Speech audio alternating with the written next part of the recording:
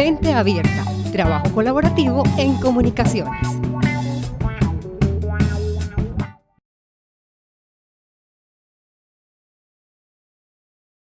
And that really depends on the country. Plebiscites have been used by other countries very, very effectively.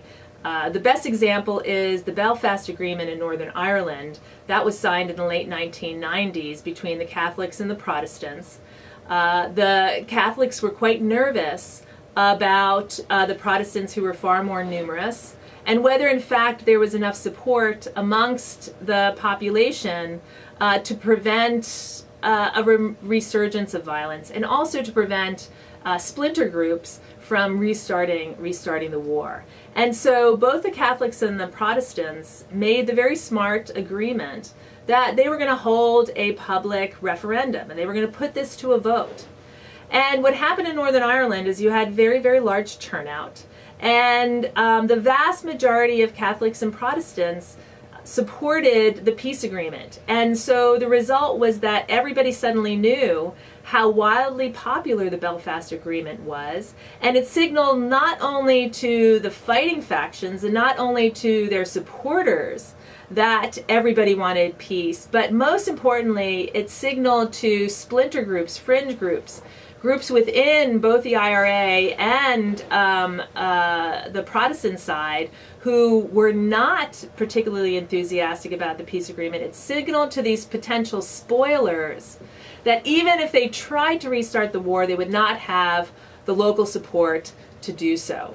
And that peace agreement ended up being very, very successful. So the question is, do you want to do this all the time? And I would say it really depends. One, if I were a leader of a democracy and my country had been in a civil war and I had just signed a peace agreement with long-standing rebels, before I put that peace agreement to a referendum, I would make sure that I knew with a fair degree of uncertainty what the likely outcome was going to be. I would want to know that there was going to be very high turnout and that there would be significant support on both sides. If I didn't know that with some degree of certainty, I would absolutely not have a referendum for all the reasons that you are now seeing in Colombia. What the referendum in Colombia did was really provide very little information. If you don't have significant turnout, if almost half of the population does not turn out to vote, then you are not getting reliable information about the amount of support there is for that referendum. And so the referendum is not providing the information that you are looking for. It also creates a selection effect where the people who do come out to vote have a particular agenda in mind, and that might not be indicative of the larger population.